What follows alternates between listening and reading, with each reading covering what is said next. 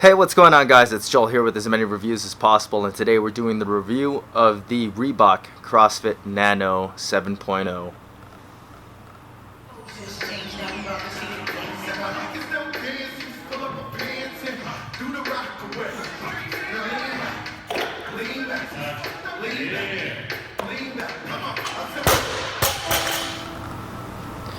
Alright guys, if you haven't seen my initial impression video of the CrossFit Nano 7.0, I highly recommend that you check that out before we start this video. The Reebok CrossFit Nano 7.0, the latest iteration of the long-standing Nano series from Reebok, the only actual CrossFit shoe that's on the market, though they have dropped a lot of the branding except for this little itty bitty logo right at the TPU heel counter. I think a lot of the criticism of the Nano 7.0s is kind of unjust. I don't actually think it's a bad looking shoe. This is the skull gray colorway and it looks a lot better than the shoe by the foot colorway. That was the original launch colorway. And I have faith that Reebok's going to bring out a lot more better colorways in the future. Another controversial thing with the Nano 7.0 was the release schedule. They came out right before the Metcon 3s, which was the first week of January. And I know a lot of people had just gotten their Nano 6.0s for Christmas. They're kind of salty about hearing the Nano 7.0s coming out a couple weeks later. I would be too. But rest assured, the Nano 6.0 is still an excellent shoe.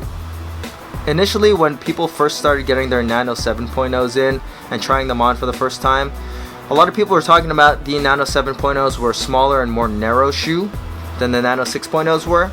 And I don't think that was the case. I honestly think it was just the upper needed time to break in because it was a lot more rigid than the Nano 6.0s. I actually measured the Nano 7.0s in comparison to the Nano 6.0s, and I found them to be the exact same as far as width went throughout the shoe. The only thing that I found different from the shoe was the actual length of the shoe, in which case the Nano 6.0 was actually longer. Now it comes down to the performance of the Nano 7.0. Is it the best Nano yet? In some ways it is. This is the best shoe for lifting that is just a normal training shoe on the market. The heel and the outsole is the most dense. It's almost incompressible. This would make an excellent powerlifting shoe. Though it is a little bit taller than all of the other Nanos, it's still very good as far as power delivery goes and responsiveness. The new retooled tread pattern and material is some of the best that Reebok's ever put on a shoe yet. This is probably the most grippy shoe that I've ever used, from anything from rubber flooring to the platform to all the way to rope climbs. The Nano 7.0 has some of the best grip that you'll ever find on any shoe, and probably any shoe out there. Lifting in the Nano 7.0s is a joy. Power delivery is excellent. Landings are as stable as ever. The platform really hasn't changed. It's still a really wide platform for anything from Olympic lifts to power lifts. While the Nano 7s are probably the best shoe for lifting, the same characteristics that make it good for lifting make it really bad for running. Initially, when you get the Nano 7.0s, they're going to be super duper stiff. The upper does not flex very well. It should be durable and it feels super tough, but it just doesn't flex very well, and it creates all these really weird ridges right up in the front of the toe box. That paired with the very stiff outsole makes running a horrible experience. These are probably the worst Nanos to run in out of all the Nanos to ever come out. Things like burpees, box jumps, and doubles are surprisingly actually not that bad.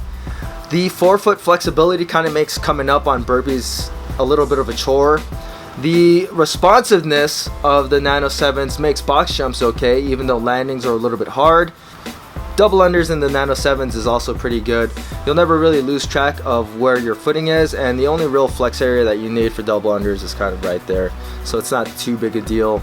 I never really got any kind of soreness in my plantar region from using the Nano 7s for doing double unders. The Nano 7 versus the Nike Metcon 3. In this battle, I'm going to say that for the overall CrossFit shoe, the Nike Metcon 3 is the winner. Movement in the Nike Metcon 3 is just a lot better. Moving around feels more natural. Running is more natural. This is a more flexible shoe overall. It's a little bit more lightweight, and it is still very good to lift in. The Nano 7s are definitely the more stable shoe, but moving around in the Nano 7s is just kind of a chore, and it's just a clunky shoe. So are the Nano 7s better than the Nano 6.0s? And in my opinion, I'm gonna have to say no. The Nano 6.0s were one of the greatest training shoes, and still are one of the greatest training shoes that I have ever used. The platform is excellent for weightlifting. The flexibility is probably the best out of all of the Nanos, and this is one of the best Nanos to do any kind of running in. It's very comfortable. The upper flexes with you, moves with your foot really well, and it's still a very durable shoe, and it's stable enough to do any kind of lifting on. I do pretty much all my lifting in the Nano 6.0s, and I have absolutely no problems. The Nano 7.0s are definitely the more stable lifting shoe, but you're sacrificing a whole lot, and when you're doing a CrossFit workout, it's not always just lifting. So that's where the Nano 6.0 just kind of takes the cake there. I really wanted to like the Nano 7.0s. I thought that they were met with a lot of unjust criticism, but at the end of the day, while I do like them, I just can't recommend them over the Nano 6.0s, which are right now cheaper. So make sure you get your hands on some of those before they completely discontinue those. And even the Nike Metcon 3s, which right now might be my favorite training shoes, other than the Nano 6.0s. Once again, that's not to say that the Nano 7.0s are without value. These are, like I said, some of the best lifting shoes. If you're a power lifter, Nano 7.0s all the way. If you're not having to move your feet around all that much, the Nano 7.0s are the way to go.